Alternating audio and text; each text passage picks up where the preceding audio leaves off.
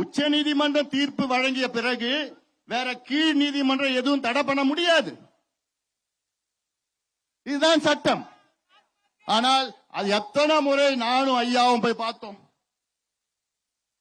எத்தனை முறை பார்த்தோம், எத்தனை முறை பேசணும். ஒவ்வொரு முறையும் நிச்சயமா நான் செய்கிறேன், நிச்சயமா நான் செய்கிறேன். பொய்ய சொன்னேன் ஸ்டாலின் அவர்களே. இந்த தேர்தலை நாங்க பார்த்துட்டு போறோம், பார்க்க தான் போறோம். நம்ம நாங்க என்னையா கேட்டோம்? இந்த பிள்ளைங்களுக்கு படிப்பு கேட்டையா, வேலை கேட்ட, அவ்வளோயா? அது உன்னுடைய கடமை தானையா? சட்டத்தில் இடம் இல்ல, அதுக்கு கணக்கெடுப்பு நடத்தணும். என்ன கணக்கெடுப்பு நடத்தணும்? யாரை ஏமாத்துறீங்க? ஏன் அந்த கணக்கெடுப்பு நடத்துவதற்கு உங்களுக்கு அதிகாரம் கிடையாதா? இதுல ரெண்டு விஷயம் நீங்க புரிஞ்சுக்கணும். ஒன்னு, உச்ச நீதிமன்றம் தீர்ப்புல எங்கேயுமே வன்னியர்களுக்கு இடஒதுக்கீடு வழங்க கணக்கெடுப்பு நடத்தணும்னு எங்கேயுமே சொல்லல. தரவுகளை சேகரித்து நியாயப்படுத்தி கொடுங்கள் தான் சொல்லியிருக்கிறாங்க. இரண்டாவது, கணக்கெடுப்பு நடத்த எங்கேயுமே தடை கொடுக்கல. ஸ்டாலின் அவர்களுக்கு முழு அதிகாரம் இருக்கு. தெலுங்கானாவில் நடத்தி முடிச்சிட்டாங்க, ஆந்திராவில் நடத்திட்டு இருக்கிறாங்க, கர்நாடகாவில் இரண்டாவது முறையாக நடத்துறாங்க. இந்த 10 ஆண்டுகளில் கர்நாடகாவில் இரண்டாவது முறை நடத்திட்டு இருக்காங்க கணக்கெடுப்பு. பீகார்ல நடத்தி முடிச்சுட்டாங்க, ஒரிசால நடத்திட்டு இருக்கிறாங்க. ஆனால் நமக்கு ஸ்டாலினுக்கு மட்டும் அதிகாரம் இல்லையா? அது வேற. ஸ்டாலின் அவர்களே, முதலமைச்சர் அவர்களே, இந்திய புள்ளியியல் விவரம் சேகரிப்பு சட்டத்தின்படி 2008 சட்டத்தின்படி பஞ்சாயத்து தலைவருக்கு அவர் பஞ்சாயத்திலே கணக்கெடுப்பு நடத்த அதிகாரம் இருக்கிறது. இந்த அடிப்படையை தெரிந்து கொள்ளுங்கள் ஸ்டாலின் அவர்களே. ஒரு பஞ்சாயத்து தலைவருக்கு இந்தியன் ஸ்டாட்டிஸ்டிக்கல் ஆக்ட் 2008 படி அவருடைய பஞ்சாயத்திலே சாதிவாரி கணக்கெடுப்பு நடத்த அதிகாரம் இருக்கிறது. உங்களுக்கு கிடையாதா? உங்களுக்கு கிடையாதா? எவ்வளவு காலமாயா பொய்ய சொல்லிட்டு இருப்பீங்க? இதே சட்டத்தின் கீழ் தான் கர்நாடகாவிலே முதலமைச்சர் சித்தராமையா 2 முறை கணக்கெடுப்பு நடத்தி முடிச்சிட்டு இருக்கார். இதே சட்டத்தின் கீழ் தான் தெலுங்கானாவிலே ரேவந்த் ரெட்டி அவர்கள் கணக்கெடுப்பு நடத்தி முடிச்சிட்டார். இதே சட்டத்தின் கீழ் தான் பீகாரிலே நிதிஷ்குமார் முதலமைச்சர் கணக்கெடுப்பு நடத்தி முடிச்சிட்டார். இதே சட்டத்தின் கீழ் தான் ஆந்திராவும் ஒரிசா நடத்திட்டு இருக்கிறாங்க. ஆனால் ஸ்டாலின் அவர்களுக்கு மட்டும் அதிகாரம் இல்லையா? இது யாரா நம்புற மாதிரி இருக்கா? நம்புவீங்களா?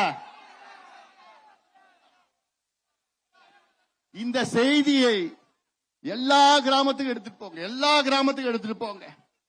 வேணுமே இந்த சமுதாயத்திற்கு இடஒதுக்கீடு வழங்கக்கூடாது என்று பிடிவாதம் இல்ல, அந்த ஆணவம், மனதில் ஆணவம். இந்த மக்கள் எல்லாம் முன்னேறக்கூடாது, ஓட்டு மட்டும்தான் போடணும், அந்த ஆணவத்துடன் இருக்கின்ற ஸ்டாலின் அவர்களுக்கு வருகின்ற காலம் நிச்சயமா பதில் மட்டும் கிடையாது. உறுதியாக நாம் எல்லோரும் ஒன்று சேர்ந்து வன்னியர்களுக்கு எதிரானது திமுக, வன்னியர் எதிரி திமுக, ஸ்டாலின். ஒரு ஓட்டு கூட திமுகவுக்கு போகக்கூடாது வருகின்ற தேர்தலில். அப்படி செய்யலாமா? செஞ்சே ஆகணும். ஒரு ஓட்டு கூட போகக்கூடாது. ஏன்னா நம்ம எல்லாம் படிக்க கூடாது, நம்ம வேலைக்கு போக கூடாதுன்னு அவ்வளவு ஆணவத்துடன் இருக்கின்ற ஸ்டாலின் அவர்களுக்கோ திமுகவுக்கோ இந்த தேர்தலில் நாம் மிகப்பெரிய ஒரு பாடத்தை நாம் புகட்டுவோம். அதுக்கு தயாராகுங்கள் என் தம்பிகளும் என் தங்கைகளும். ஏனால் இது முக்கியமானது, முக்கியமானது. ஐயாவும் நாமும் என்னென்ன இதுல செஞ்சிருக்கிறோம், இது வெறும் கடந்த 5 ஆண்டு காலத்தில் அவ்வளவுதான். ஐயா அவர்கள் 45 ஆண்டு காலம் இந்த சமுதாயத்திற்காக உழைத்துக் கொண்டிருக்கின்றார்கள். இன்னும் நினைச்சு பாருங்க, நம்முடைய தேச தந்தை மகாத்மா காந்தி அவர்கள் அவர் சத்தியாகிரக போராட்டம் தென்னாப்பிரிக்காவிலே அவர் தொடங்கினார், நடத்தினார். இந்தியாவுக்கு எப்ப திரும்ப வந்தார் காந்தி அவர்கள்? 1915ஆம் ஆண்டில் வந்தார். காந்தி அவர்கள் 1920ஆம் ஆண்டில் தான் அன்றைய காங்கிரஸ் கட்சி தலைவரானார். 1915 தான் இந்தியாவுக்கு வந்து நமக்கு 47 விடுதலை கிடைக்கிறது. இன்னும் சொல்ல போனால் காந்தி அவர்கள் இந்தியாவுக்கு வந்து 32 ஆண்டுகளில் இந்தியாவுக்கு விடுதலை கிடைத்திருக்கிறது. ஆனால் ஐயா அவர்கள் 45 ஆண்டு காலம் போராடியும் இன்னும் நமக்கு விடுதலை கிடைக்கவில்லை. 32 ஆண்டுகளில் இந்தியாவுக்கே சுதந்திரம் கொடுத்த காந்தி அவர்கள் 45 ஆண்டு காலம் ஐயா அவர்கள் இன்னும் போராடி கொண்டிருக்கின்றார்கள். நமக்கு விடுதலைக்காக நமக்கு இன்னும் கிடைக்கவில்லை. நாம அடிமையாக இப்படியே இருக்க வேண்டும் என்ற எண்ணம் ஆட்சியாளர்களுக்கு, குறிப்பாக திமுகவுக்கும் ஸ்டாலின் அவர்களுக்கும். இன்னொன்னு நான் சொல்றேன், இன்னைக்கு திமுகவில் மொத்தம் 133 சட்டமன்ற உறுப்பினர்கள் திமுக சின்னத்தில் நின்றவர்கள். அதுல எத்தனை பேர் தெரியுமா வன்னியர்கள்? 23 பேர். 23 பேர் திமுகவில் சட்டமன்ற உறுப்பினர்கள் வன்னியர்கள். 5 பேர் மக்களவை உறுப்பினர்கள், லோக்சபா எம்பி 5 பேர். நான் கேட்கிறேன், இவங்களுக்கு எந்த உணர்வாவது இருக்குதா? இவங்களுக்கு உள்ள ஓடுற ரத்தம் என்ன ரத்தம்? என்ன ரத்தம்?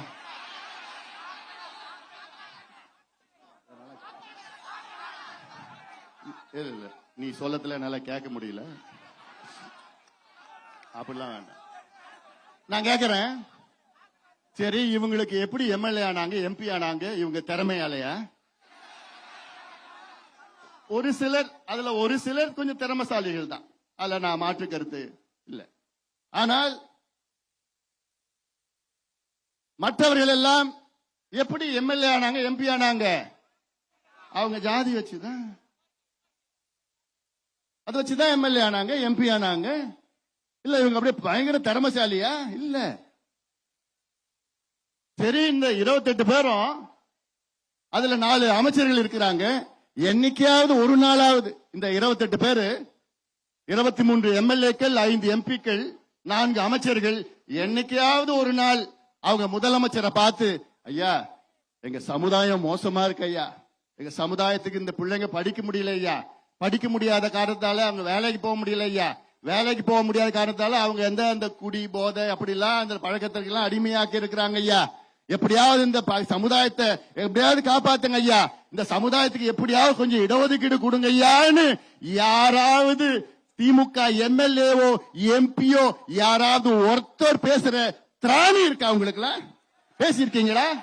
உங்க முதலமைச்சருக்கு பேசியிருக்கீங்களா? பேசுறதுக்கு உங்களுக்கு தைரியம் இருக்கா? திராணி இருக்கா? 4 அமைச்சர்கள் வேற. அதுல செய்திகளை உடனுக்குடனும் துல்லியமாகவும் தெரிந்து கொள்ள சப்ஸ்கிரைப் பண்ணுங்க.